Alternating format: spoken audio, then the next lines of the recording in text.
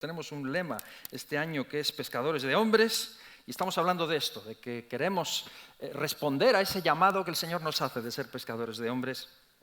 Jesús escogió a 12. Estamos viendo Mateo capítulo 10 por secciones, diferentes cosas que Jesús dice a estos pescadores. Escoge a 12 discípulos. Si les dijera que me digan la lista de los 12, ¿quién se lo sabe? La alineación de España de ayer a lo mejor sí. Son 11. 12 discípulos de Jesús. Los escoge y los envía, los llama para que estén con Él, para enviarlos a predicar y para sanar toda enfermedad, para tener autoridad. Los envía con una agenda concreta, primero a las ovejas perdidas de la casa de Israel. Les envía a predicar el Evangelio, a decir que el reino de los cielos se ha acercado. Les dice que Él provee para ellos. Hemos escuchado de todo esto, que Él es el que da la provisión, que vayan sin bolsa, sin alforja, sin espada. Hoy yo he titulado este tema la manipulación, un tema muy actual y del que me gustaría hablar. Y para ello vamos a leer otra vez en Mateo capítulo 10, versículos del 11 al 15, y soy consciente que ya hemos estado de pie mucho tiempo, vamos a leerlo sentados. Mateo del 11 al 15, bajo este título, manipulación.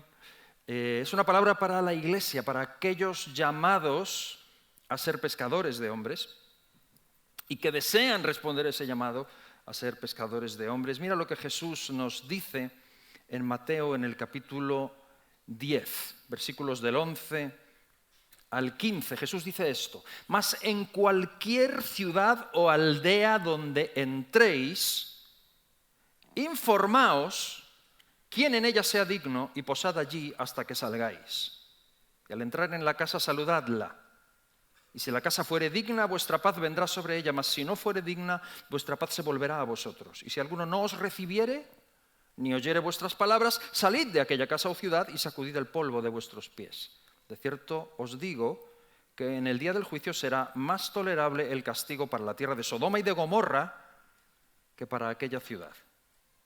Hasta aquí la palabra del Señor. Padre, gracias por tu palabra y gracias porque estas palabras también están dentro de las indicaciones que tú das a aquellos a los que envías a pescar almas. Queremos escucharlas, Señor, recibirlas. En esta mañana te pido que tengan el efecto sobre nosotros que tú quieres, Señor, que nos ayudes a asimilarlas y a llevarlas con nosotros y a ser mejores pescadores de hombres, pescadores de almas para ti, Señor. Ayúdanos, danos tu gracia. Unge mis labios, unge nuestros oídos también y nuestros corazones en esta mañana, en el nombre de Jesús. Amén, amén. Amén. Estuve hace unos años en un seminario acerca de la evangelización en el Magreb. El Magreb es una región en el norte de África que incluye Marruecos, Mauritania, Argelia, Túnez y Libia. Es una región que tiene gran importancia en el contexto español por la vinculación histórica y por intercambios que hay culturales y económicos y de algún otro tipo, y por la influencia y por la proximidad geográfica también. Y estuve en un seminario hablando de esto, ¿no? De el evangelismo en el Magreb, en el mundo musulmán, y nos enseñaban muchas cosas, como que ellos, no sabemos mucho a veces de los musulmanes para compartir el evangelio, ¿no? Y nos hablaban de que ellos tienen también a Abraham como padre de Ismael, entonces lo consideran a Moisés como un gran profeta, incluso consideran a Jesús como un profeta, y en el Corán tienen cosas que pues derivan de la Biblia. Nos hablaban de este tipo de cosas, qué cosas podemos decir, qué cosas decirle a un musulmán, qué cosas no decirle, y entre todo ello nos decían: no entres ni menciones ni empieces con la cruz, porque ellos odian la cruz. Y yo decía: apaga y vámonos, porque si no podemos hablar de la cruz de Cristo, que es el centro del Evangelio, pues ¿de qué vamos a hablar con ellos? Pero insistían mucho en esto, porque ellos no ven la cruz como un mero símbolo. O sea, sabéis que todas las religiones tienen su símbolo. O sea, ellos tienen la media luna, el cristianismo tenemos la cruz, pero para ellos no es un símbolo, sino que lo odian. Yo digo: bueno, ¿por qué? ¿Por qué? ¿Cómo podemos hacer? ¿Qué vamos a hacer? Y me decían: no, insisten, no entres con la cruz, porque resulta que ellos no ven la cruz como un símbolo, ni tampoco como nosotros lo entendemos, la cruz como un como un elemento de reconciliación con Dios, sino que lo ven como algo muy doloroso. ¿Por qué? Porque históricamente, con la cruz por delante y en el nombre de la cruz, se ha matado, se ha masacrado y se ha torturado a millones de musulmanes. No quieren la cruz, la odian.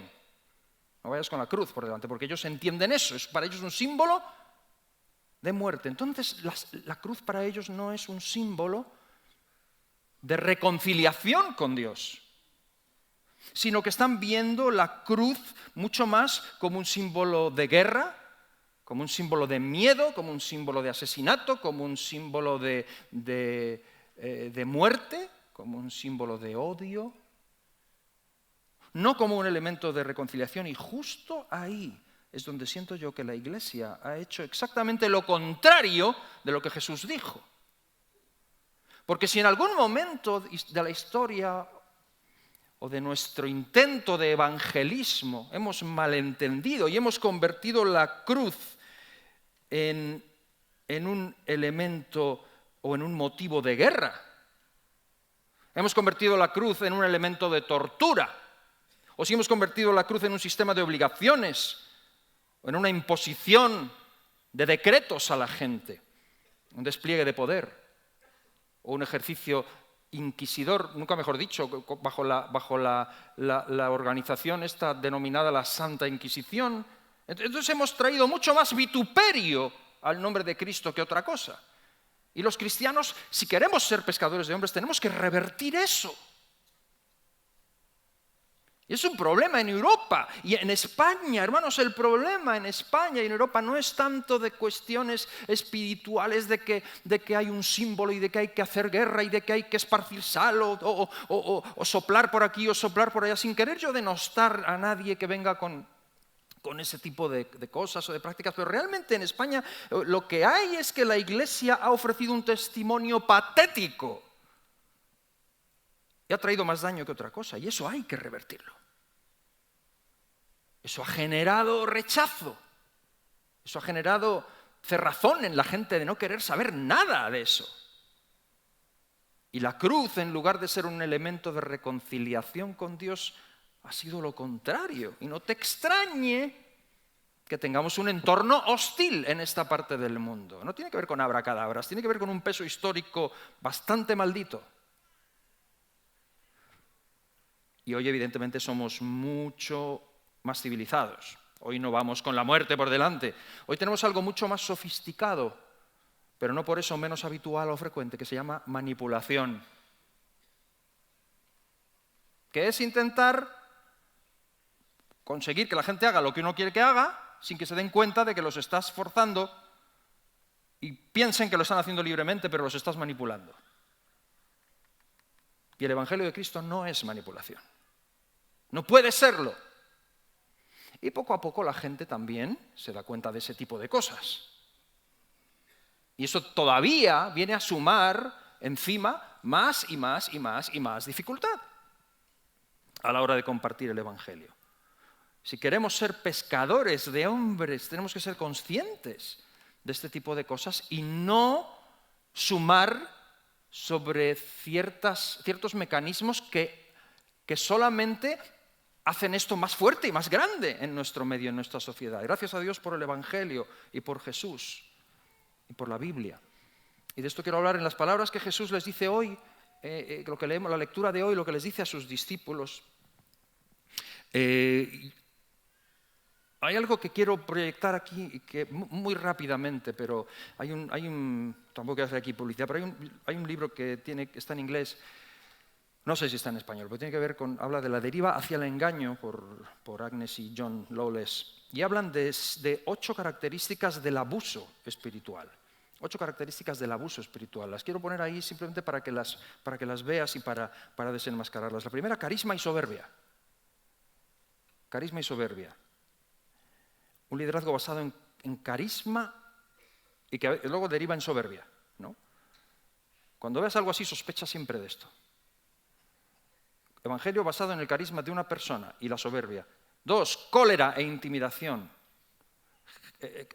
A veces eso, ¿no? Liderazgo con un carácter fuerte que intimida a la gente y que les hace seguir, que hace servir por temor a la persona o por no por el mensaje de que Dios es amor. Avaricia y fraude, tercer distintivo, ponen ellos.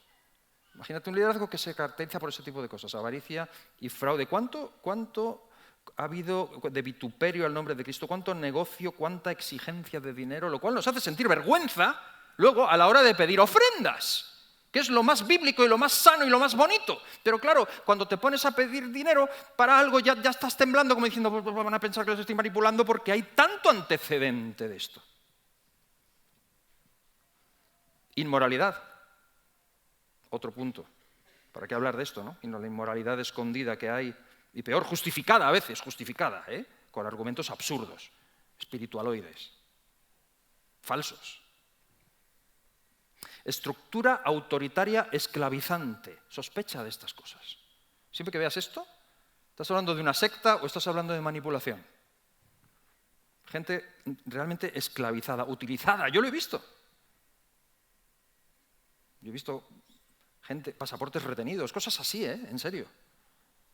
Porque no, tú no te puedes casar con aquel porque a mí el espíritu no me dice que aquel es para ti. Tipo mafia, ¿no? Exclusividad, muy fácil de caer en esto. Exclusividad, o sea, esta es la iglesia y las demás son anatema. El que no venga a esta iglesia no tiene la sana doctrina. Esto les pasa incluso a los 12 apóstoles en una ocasión y Jesús les tiene que corregir y reprender. Exigencia de lealtad y honores, eso mismo. Hey, es mi cumpleaños. No, chicos, ¿qué ha pasado? Ha sido mi aniversario y nadie ha dicho, no he recibido ni una llamada. Honores, y a mi nombre, y a mi gloria, más gloria. Y el ungido de Dios no se toca. Que Dios nos mande natanes, que son capaces de amonestar al rey, aun a riesgo de su vida, porque de las muchas cosas que David hizo, de las muchas cosas que pudo hacer en ese momento fue mandarlo a apedrear, por atreverse a hablarle en esos términos al rey, ¿no? Exigencia de lealtad y honores. Y otra que ponen ellos aquí, nuevas revelaciones.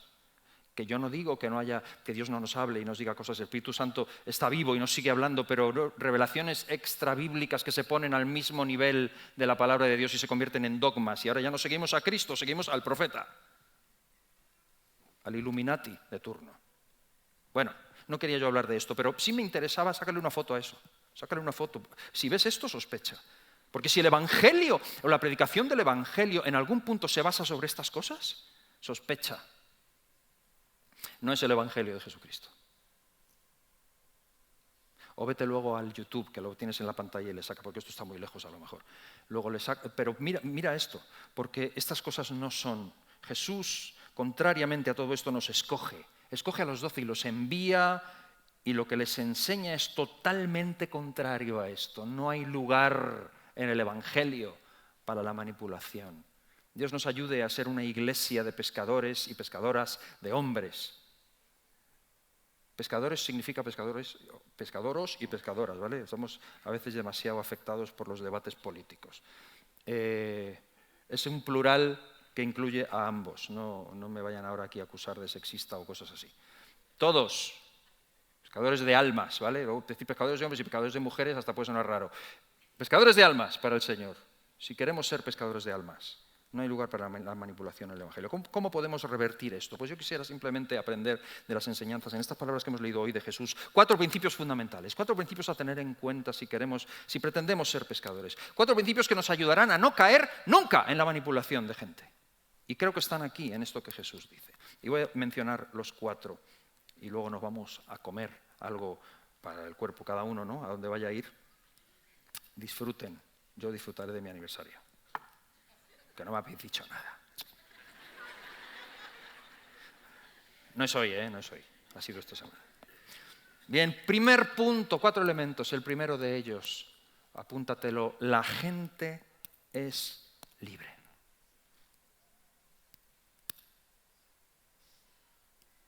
Te lo puedo decir más fuerte, pero no te lo puedo decir más claro. La gente es libre. El Evangelio respeta la libertad de la gente. Las personas son libres y lo son porque Dios nos hizo libres. No podemos utilizar el Evangelio como un elemento esclavizante. Jamás. Ya bastante esclavizante considera la gente la idea de Dios. En el último Ven a Ver me preguntaban en la entrevista, ¿por qué mucha gente considera la idea de un Dios como algo que les quita sus libertades? Ya bastante concepto. Y es importante hablar de que la verdad nos hace libres. Juan 8:32, conoceréis la verdad y la verdad nos hace libres, y habrá momentos para hablar de eso. Cuando llegue ese momento hablaremos de eso, pero cuando lleguemos a ese punto de que Dios no limita nuestras libertades, y eso tendrá su tiempo cuando tengamos una conversación más profunda con las personas, pero de entrada el Evangelio de Jesucristo tiene que llegar a la gente con un halo de respeto a su dignidad y a su libertad de elección. En otras palabras, los 12... y todos nosotros que pretendamos ser pescadores de hombres, Jesús nos dice en estos versículos que hemos leído que tendremos, cuando evangelicemos, 2 tipos de reacciones. Todos tendremos 2 tipos de reacciones. Más vale que te prepares para ellas. O bien aceptación o bien rechazo. No hay término medio. Porque la indiferencia es rechazo al final.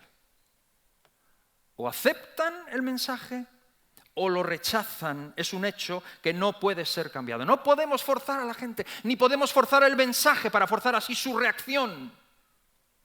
No estamos autorizados para ello. Solo hemos sido enviados con un mensaje. Y no tenemos autorización para cambiar ese mensaje ni para darle una vuelta, y la reacción de ellos no está en nuestras manos, ni nos corresponde determinarla tampoco. Lo cual es un gran alivio.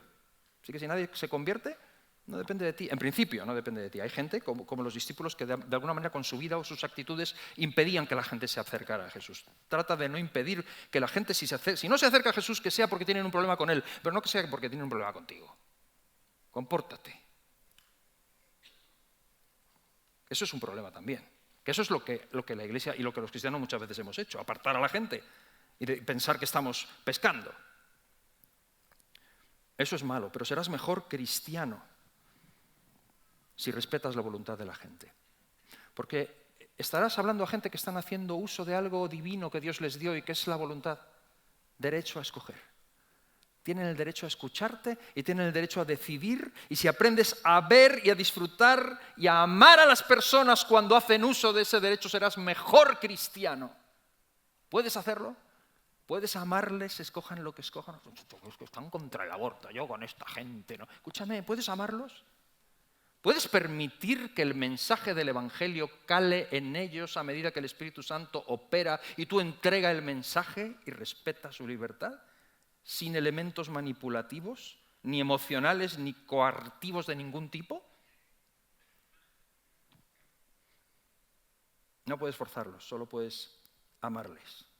Aprende a amarles independientemente de su elección. ¿Puedes hacerlo?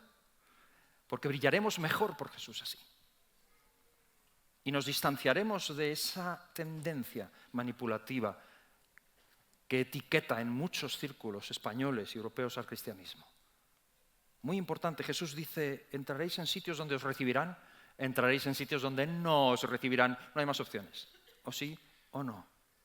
La gente es libre. Es un principio importantísimo, porque si no tenemos esto claro, corremos el riesgo consciente o inconscientemente de caer en algún tipo de manipulación.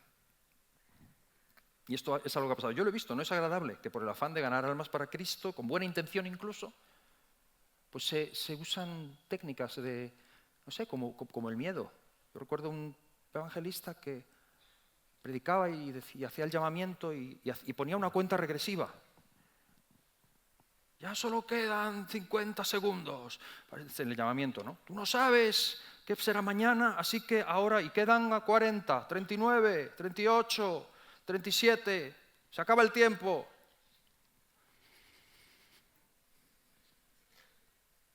Manipulando a personas, o con señales y prodigios. No, yo me acuerdo de un hermano que me decía, Marco, me confesaba. Un hermano que andaba, que sí, que si no, me dice, llevé a dos a la iglesia, dos que no conocían al Señor, los llevé a un culto, y había unos evangelistas que estaban allí bailando y tal, y soplando y haciendo así, y soplaron y hicieron así con las manos, y se cayó toda la congregación menos yo y los 2 que venían conmigo. Me dice, y ahora veo que vienen para mí los 2. vienen para mí así. Dice, yo lo veo, me decía andaluz, Marco, yo lo veo que vienen para mí y para los dos que están. Y yo decía, Dios mío, todos no vuelven en la vida. Dice, yo veo que vienen para mí, que se van acercando, y me dice así como queriendo tocarme el corazón, Marco, muy compungido, Marco, me tiré. Y me dice, eso está mal, ¿verdad? Eso a Dios no lo agrada, ¿verdad? Dice, los dos me dijeron, no, ¿dónde nos has traído tú? Pero ves, o sea, qué risa, ¿no? Pero qué risa. Pero ¿y cuándo se ha manipulado a muchachas, adolescentes? Para cometer actos vergonzosos, espiritualizándolos. A mí una vez me escribieron por internet, por una iglesia que se llama Salem, no en este país, porque el pastor había sido detenido por prácticas de abuso con menores, bajo la cuestión de que era el ungido de Dios y las niñas durante la alabanza hacía prácticas. A mí se me va la risa. Vituperio, y me llamaban insultándonos como Iglesia Salem, vosotros, y tuve que escribir, yo que no soy muy de redes, perdón, nosotros somos Salem, en España no sabemos nada más de alguien que se llame como nosotros. ¿O qué cuando se ha manipulado a toda una congregación a que se suiciden todos juntos? Porque como el poder manipulador es tan fuerte, alucina el líder y alucinan con él todos. Para abajo. O para dar grandes sumas de dinero, este tipo de cosas que han pasado. Qué horror, ¿no? Resulta que esto, hermano, el resultado es doble. Uno, que los inocentes son arrastrados al error. Dos, los más precavidos no vuelven a querer saber nada y publican una imagen deteriorada del Evangelio a otros que nunca lo recibirán porque ya están influenciados y cuesta sangre, sudor y lágrimas revertir eso. Y así estamos. Resulta que Jesús dijo que el mensaje del Evangelio trae dos reacciones, rechazo o aceptación, y tienes que contar con ello. Y tienes que aprender. Estos versículos hablan de esto. El Evangelio no se impone. El Evangelio es una fuerza que penetra en el corazón, donde encuentra aceptación y decisión, y donde es repelida, no es así. Y tú y yo somos mensajeros. Hay lugares donde matan al mensajero. Seguimos siendo mensajeros, pescadores, echando la red. Pero recuerda este punto, la gente es libre. Esto nos libra de la manipulación. Dos, siguiente principio que me llama mucho la atención en este pasaje que hemos leído, es el principio del hogar o de la familia. Me gusta mucho. Voy a leer otra vez lo que Jesús dice.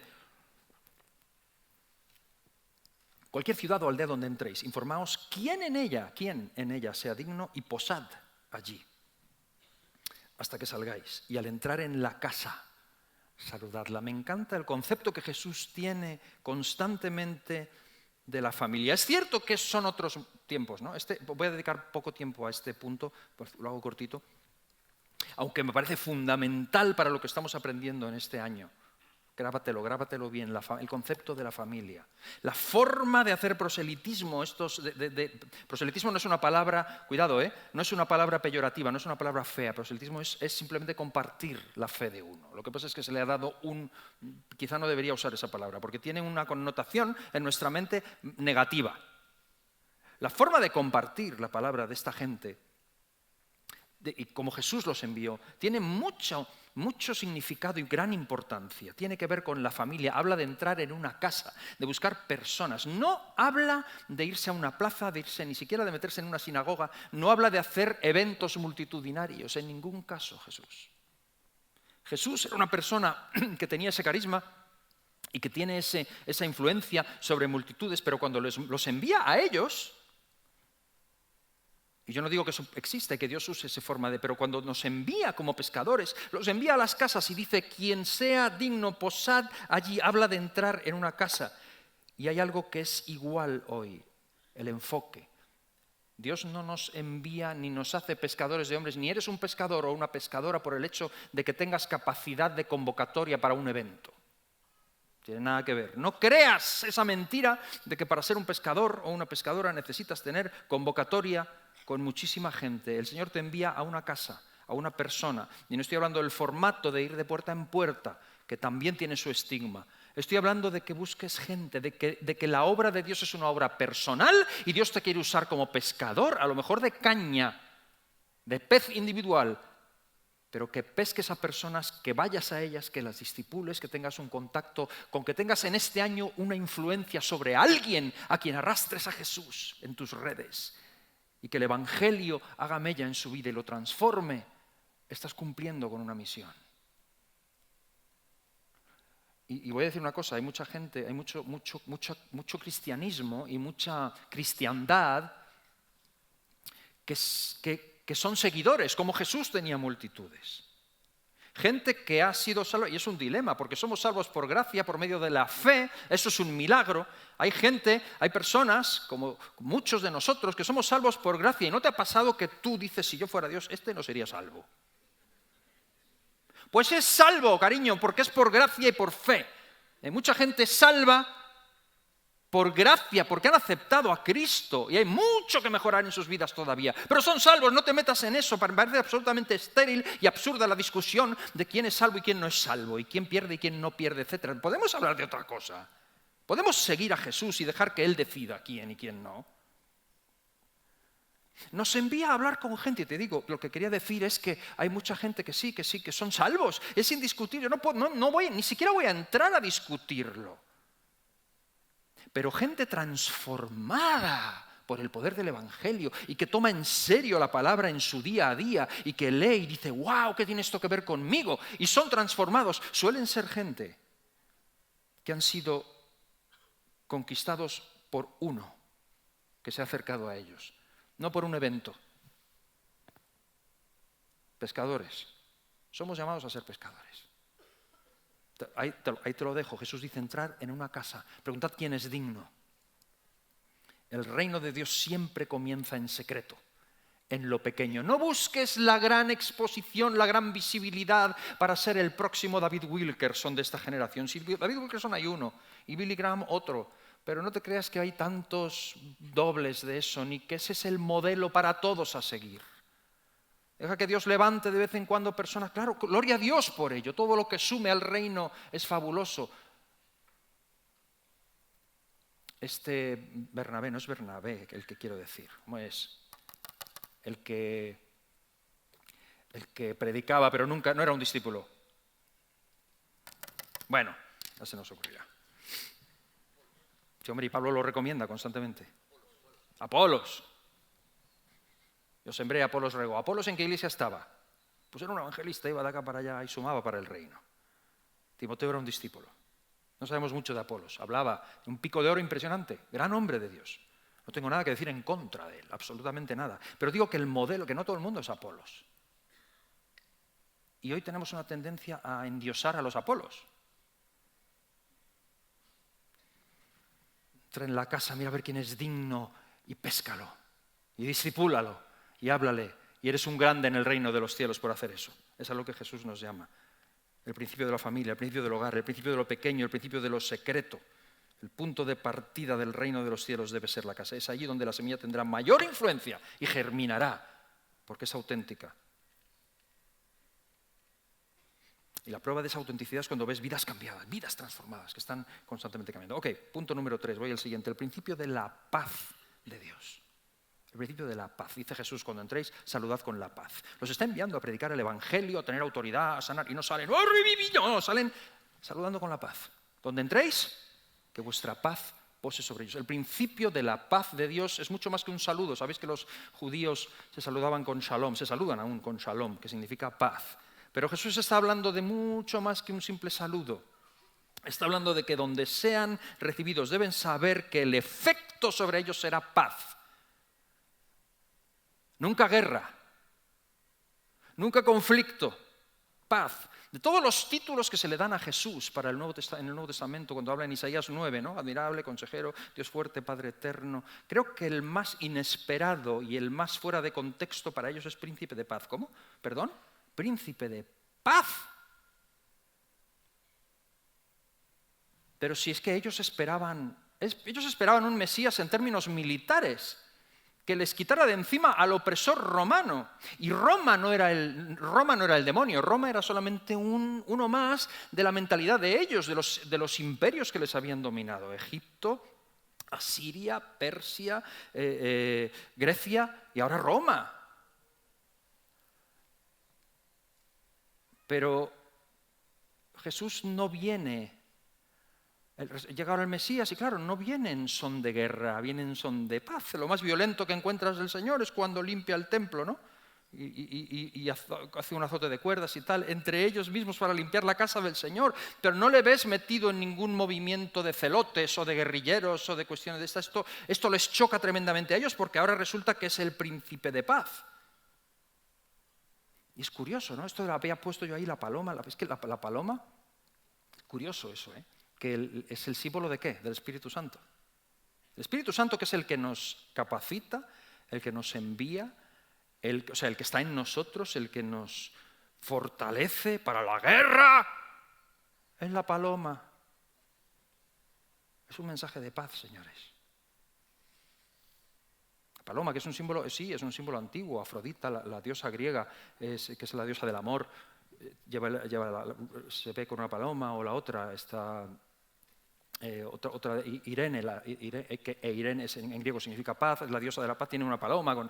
Mucho más antiguo, en el arca de Noé, cuando sale el tema de la paloma y todo eso, mucho viene de ahí, aunque es en el siglo XX, ¿no? Cuando sobre todo se toma ese símbolo de la paloma como símbolo de la paz. Pero el Espíritu Santo, cuando desciende sobre Jesús, es la paloma. Es un mensaje de paz.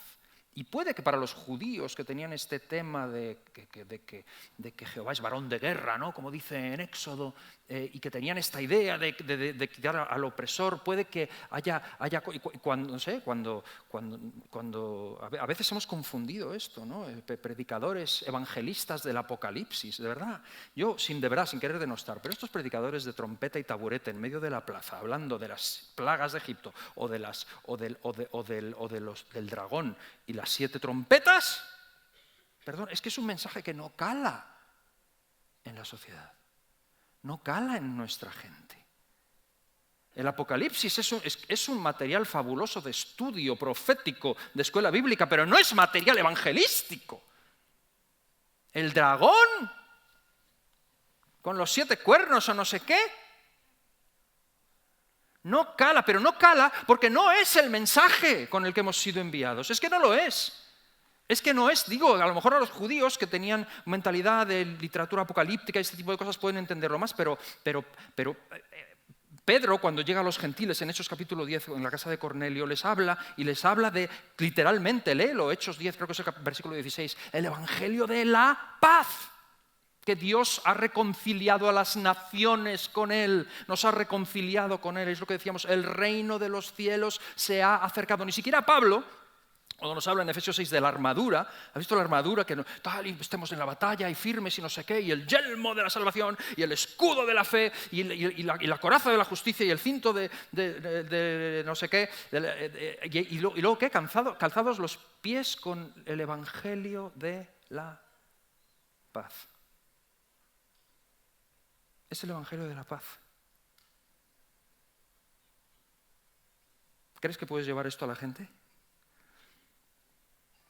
¿Crees que puedes ir a la gente y llevar la paz de Cristo? La paz que tienen los hijos de Dios. La paz en medio de la tormenta, aunque se nos muera el ser querido, aunque atravesemos por el valle de sombra de muerte.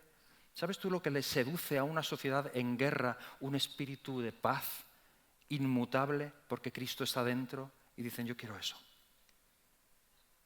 No alguien que llega, no, aquí yo la voy a liar bien liada, aquí vengo yo voy a ser el clavo en el zapato. ¿Dónde vas, Juan, sin miedo? ¿Dónde vas? Es el evangelio de la paz. Y si no entendemos esto, podemos convertirnos muy fácilmente en manipuladores, porque ya nacemos en una sociedad que tiene unas técnicas manipulativas que por naturaleza las adquirimos desde niños. Desde el niño que patalea porque no le dan el chupachú ya está manipulando y aprendemos. Y aprendemos a tratar de conseguir lo que queremos con medios que no son evangelísticos. Y cuando se asocian esas cosas se crea un cóctel molotov que al final trae más vituperio al nombre de Cristo que otra cosa. Es el Evangelio de la paz. El Evangelio de Jesucristo no es un mensaje de temor, no es un mensaje de coacción, sino es identificado con el mensaje de la paz. Por lo tanto, quien pretenda ser un pescador de hombres, quien pretenda ser un pescador de almas, tiene que ser un portador de la paz. Por donde vayas, por donde vayas. Piensa en cuántos a tu entorno, cerca de ti, puedes transmitir la paz de Dios. De manera que no solo tus palabras, sino tu vida sea un ejemplo y una predicación. El reino de los cielos se ha acercado. Es tiempo para tener paz con Dios y paz con los demás. Y ser hacedores de paz. A veces es cierto esto, que de hecho, tu rigidez a veces lo que puede hacer es alejar a la gente de Cristo, más que acercarla. Comentaba con alguien, ¿no?, que decía, no, es que porque están pidiéndome que les ayude en no sé qué, porque tenemos un examen y claro, no han estudiado y ahora me piden que yo, pues que estudien. Si fueran como hay que ser y como Dios manda y como Dios quiere que seamos, pues, chico, alumbra, ayuda. No lo merecen, ya lo sé, ¿y tú lo mereciste o qué? ¿Tú mereciste la gracia de Dios? ¿Cuántas veces somos como los de Mateo 18, ¿no? Los dos deudores, el que cogía del cuello al otro y decía, págame? Y cualquier cosa que se te perdonó a ti, no hay color. La cantidad tremenda de lo que Dios te perdonó a ti no se compara con lo que tú puedes perdonar a otro. De gracia recibisteis, dad de gracia. Y esto tiene que enseñarnos. Así envió Jesús a los 12. A veces pasamos por alto estas cosas. El Evangelio de la paz. Y en cuarto y último lugar, el principio de la retirada. ¿Cómo es? No, ese es el ataque, ¿no? Yo es que no he ido a la mili. Por hijo tonto me libré. Me decía un brigada, tú te has librado por hijo tonto. Debe ser. Retirada. Jesús les dice que si no les reciben, fuego pentecostal del cielo para ellos. ¿No? ¿O qué? Como decían Juan y Jacobo, Señor, esto es que no nos reciben. ¿Quieres que oremos mi hermano y yo, que somos los hijos del trueno, para que caiga un rayo? Y Jesús dice, vosotros no sabéis de qué espíritu sois. ¿Cuánta paciencia tuvo que tener Jesús con los 12, no? Pero y la que tiene que tener conmigo, madre mía. El principio de la retirada. ¿Tenían los judíos la costumbre de sacudir el polvo de sus pies hacia la ciudad donde no les habían recibido? Lo cual es una costumbre que ellos tenían y que la mantienen. De hecho, Pablo y Bernabé lo hacen esto en Antioquía de Pisidia cuando en las sinagogas no les escuchan y les dicen, pues ahora nos vamos a los gentiles y sacuden el polvo de sus pies contra ellos, ¿no? Y es una palabra dura, es duro, es porque es un gesto que significa no queremos tener nada que ver con el destino de estas personas. Hemos entregado el mensaje, nos vamos, ¿no? Y es una palabra durísima, lo que Jesús dice en el día del juicio, será más soportable el castigo de Sodoma y Gomorra que para la ciudad contra la que sacudéis. ¿Has leído eso? ¿Has leído lo que le pasó a Sodoma y Gomorra? Es duro lo que el Señor está diciendo, parece algo difícil de digerir, pero creo que es algo también que necesitamos saber. Y quiero quedarme con la enseñanza de lo que Jesús está diciendo, porque hay sabiduría en estas palabras, porque nos ayudan a huir de un espíritu de manipulación. A Jesús le pasó, Jesús en Samaria le recibieron y se quedó allí 2 días o 3, se quedó allí para hablar, ¿no? Pero cuando el endemoniado gadareno, vinieron los gadarenos y le dijeron, vete de aquí, por favor, y se fue. Salió de la región. Jesús no se quedó donde no le querían, o en Nazaret, que dijeron, lo querían apedrear, pasó en medio de ellos y se fue. Y los dejó.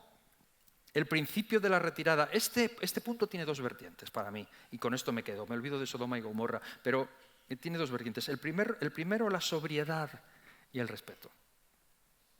La sobriedad de saber retirarse a tiempo. Cuando perdemos esto, podemos caer en la manipulación. Y nada más lejos del Evangelio. la sobriedad del respeto. He buscado en el diccionario, para poder decirlo con propiedad, la palabra sobriedad. Bueno, sobriedad te dice calidad de sobrio, pero cuando miras sobrio, tengo tres acepciones. Una dice sobrio, que carece de adornos superfluos o de otras características que lo hagan llamativo y exagerado. ¿Has oído?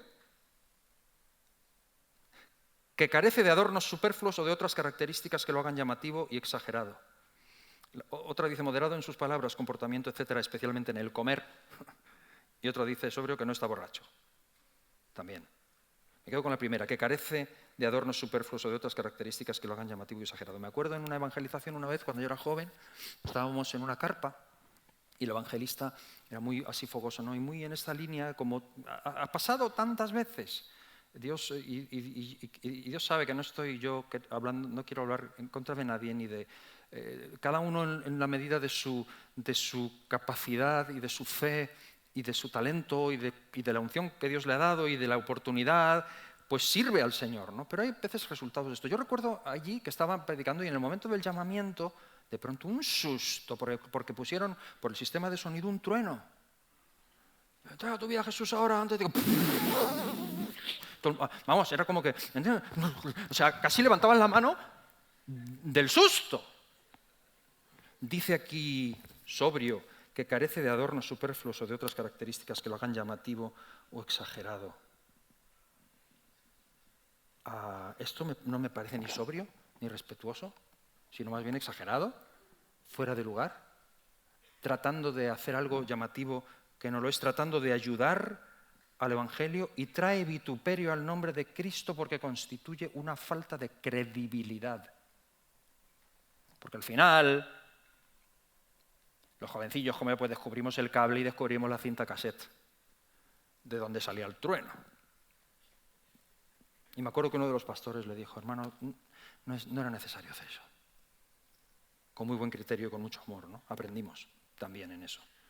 No era necesario porque no suma, pero no solo no suma, es que resta. Nada más dañino que los episodios de la Edad Media en nuestro país y en otros lugares, ¿no? Donde con un cristianismo perseguidor, obligando a la fe bajo coacción, en lugar de retirarse, como dijo Jesús. Si el poder está en el mensaje, no está en ti, cariño. Y si estás pensando que el poder está en ti, tienes las prioridades mal, lo cual me lleva al segundo punto. Porque el primero es la sobriedad del respeto. ¿Sabes? Si no lo hacemos así, no es evangelismo. Es mucho más lo de Mateo 25, cuando vienen a Jesús y les dicen, es que hemos hecho, y Jesús dice, no os conozco. No os conozco. Y fíjate todo lo que han hecho. Pero fíjate lo que dice Jesús. No os conozco. Qué duro escuchar eso del maestro un día, ¿no? Pero si éramos pescadores para ti, no eras un pescador ni una sandalia. ¿Qué va? No os conozco. 2, la renuncia a la represalia. Termino con este. ¿Vale? Cuando hablamos de la retirada, tú tienes que renunciar a la represalia. A todos nos han herido alguna vez. Eso es normal. Pero empieza a ser veneno dentro de ti cuando empiezas a coquetear con ideas de represalia. Cuando te descubres a ti mismo tratando de hacer cosas que, bueno, sin que se note mucho, pero que yo no trago. Y tampoco me chupo el dedo, ni soy tonto. La retirada significa renunciar a la represalia. Y con eso me quedo cuando dice el castigo será peor que pasó. Escucha, la represalia está en manos de Jehová. No en tus manos. Nunca fuiste comisionado ni autorizado a tomar represalia. Y la Iglesia se ha equivocado sistemáticamente, y nos equivocamos sistemáticamente cuando adquirimos este tipo de actitudes. Esa tendencia a tomar el rechazo de las personas como algo personal. Si no te están rechazando a ti, están rechazando el mensaje. Lo que pasa es que la gente no gestiona bien. Vivimos en un mundo medio loco. El que más y el que menos se toma un diazepam por la noche. Y si no se toman la pastilla, cuidado, ¿cómo te los encuentras? Tranquilo, somos portadores de mensaje. Renuncia a la represalia. Los propios discípulos pasaron por esto, decía yo al comienzo, es verdad. Hubo un momento en que vienen y le dicen, maestro, hemos encontrado a uno que echaba demonios en tu nombre, pero no venía con nosotros y se lo hemos prohibido.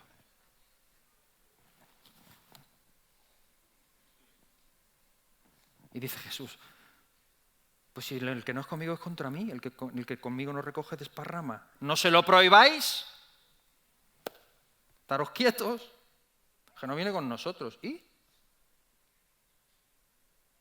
¿Te acuerdas uno de los distintivos de la manipulación? De que esto somos la exclusividad, somos los únicos.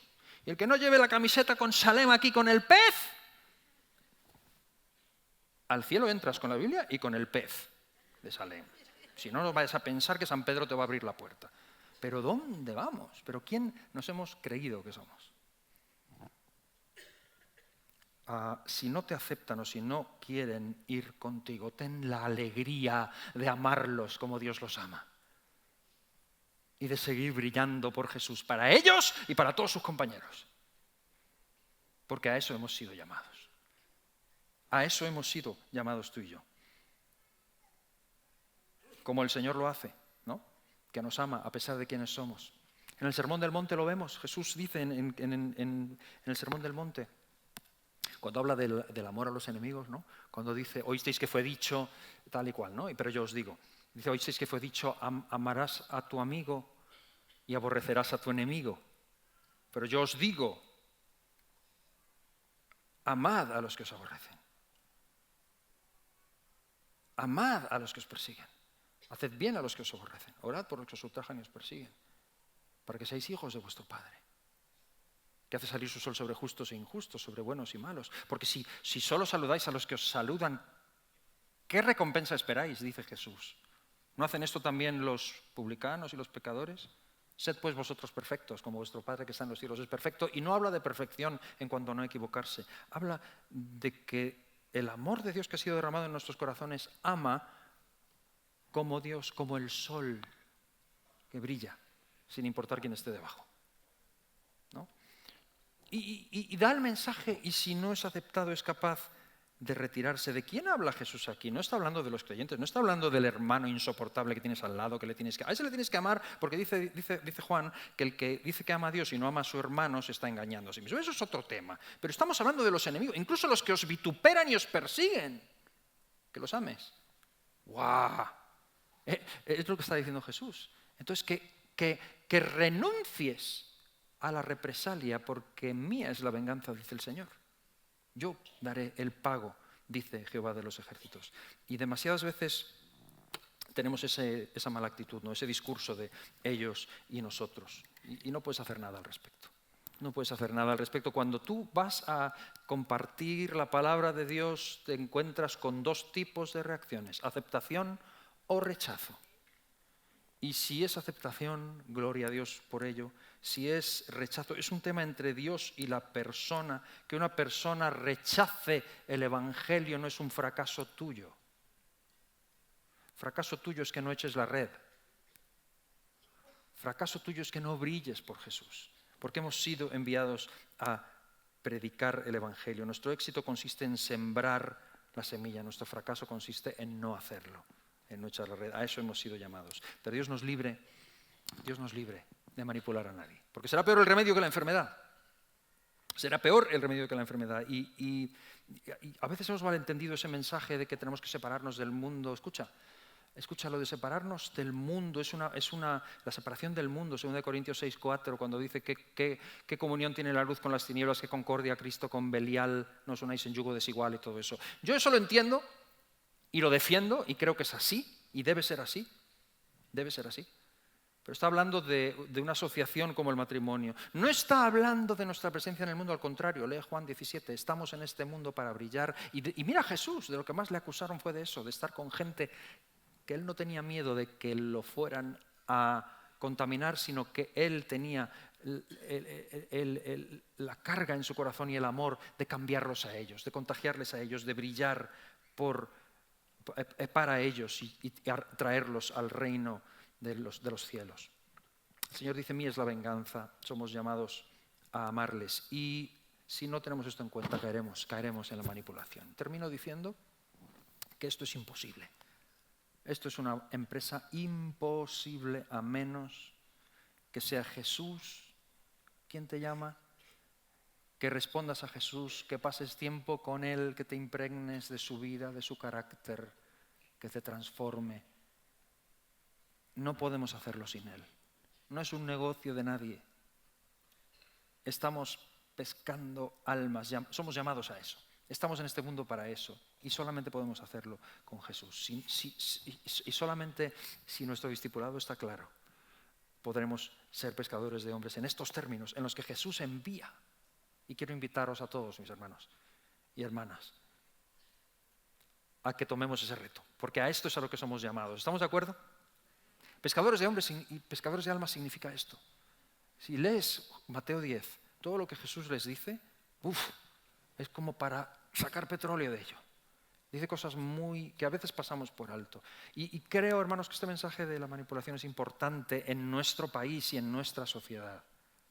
Es importante mantener el espíritu de Cristo y defender la predicación del Evangelio.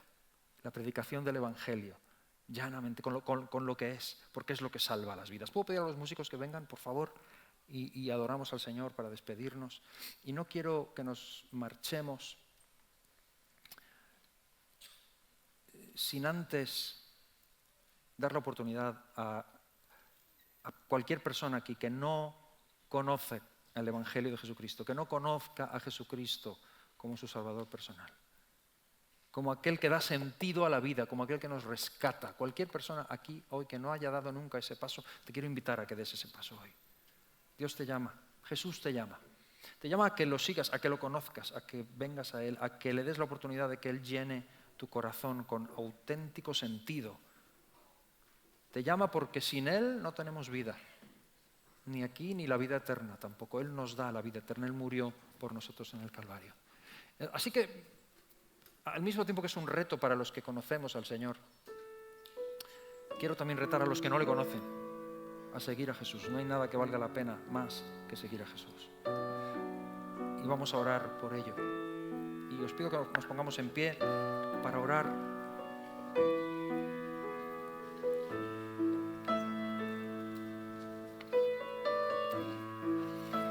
Para darle al Señor su lugar, para permitir, cuando escuchamos la palabra de Dios, después es importante dar una respuesta.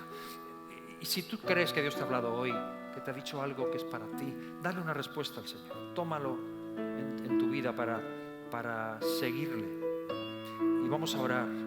Antes de salir, sabéis que fuera está todavía, no sé si están todavía los de la donación de sangre, los de la limonada. Todo lo que hagas después, a partir de que salgamos, ahí está. Pero mientras estamos aquí todavía, es tiempo de que le des tu vida y tu corazón a Jesucristo. ¿Por qué no cerramos nuestros ojos? Inclinamos nuestros rostros y vamos a orar. Mientras estamos así, si tú estás aquí y le quieres dar tu vida a Jesús hoy, me gustaría orar por ti. Si estás aquí y nunca has dado ese paso, te pido que levantes un momento tu mano. Déjame ver tu mano solo para orar por ti desde aquí. Y después al final acompáñanos. Dios te bendiga. Dios te bendiga. Puedes bajar tu mano. Gracias. Si hay alguien más, sí, Dios te bendiga. Dios bendiga esas manos. Amén. Dios los bendiga. Donde estés, Dios te bendiga. Donde estén, arriba no veo porque me pega el foco, pero cualquiera que esté levantando su mano, no se trata simplemente de tu mano levantada. Cuando terminemos, ven aquí, a este lugar, aquí a mi izquierda, a vuestra derecha, aquí, al lado de la cruz. Va a haber unas personas dispuestas a orar con vosotros también y haceros un pequeño regalo, y ojalá podamos ayudaros y acompañaros en esta decisión de hoy. Pero es importantísimo responder a Jesús. Todos aquellos que ya le conocen, tú que ya sabes lo que es orar y establecer una perpendicular con el Señor, aprovecha este tiempo para orar, para llevar tu vida delante de Dios y decir: Señor, yo quiero ser un pescador de almas para ti. Ayúdame a aprender. Quiero ser como tus discípulos, quiero ser uno más, seguirte en el camino. Oramos y después adoramos al Señor. Padre, gracias por tu palabra, gracias por estar con nosotros, por hablarnos, Señor. Gracias porque tu palabra es viva, es eficaz, nos ayuda, nos enseña aún hoy, Señor. Es para nosotros. Ayúdanos, Señor, a seguirte. Ayúdanos a no manipular en ningún caso con tu mensaje. Ayúdanos a presentarte a ti, Señor, que tú eres el que salva a la gente, el que les convence. Ayúdanos a que nuestras vidas nunca traigan vituperio, nunca añadan cosas a tu mensaje. Ayúdanos a huir de cualquier técnica aprendida y presentarte a ti, Señor. Presentar tu evangelio. Que nos quita el gran peso de encima de que no es nuestra responsabilidad. La salvación de la gente eres tú. Es tu Espíritu quien convence. Y el evangelio es un evangelio de paz. Ayúdanos, Señor, a ser portadores de tu paz, de un mensaje de reconciliación del mundo contigo. Ayúdanos. Enséñanos, Señor. Y a estas personas que expresan, levantando su mano, que te quieren conocer, Señor, que puedan tener un encuentro contigo, que puedan experimentar el nuevo nacimiento, que puedan experimentar la vida en ti que tú prometes en tu palabra. Te pedimos ese milagro, Señor, que tú siempre haces con aquellos que claman a ti con un corazón sincero y vienen a ti. Gracias, Señor. Gracias. Te adoramos, te bendecimos, te damos la gloria.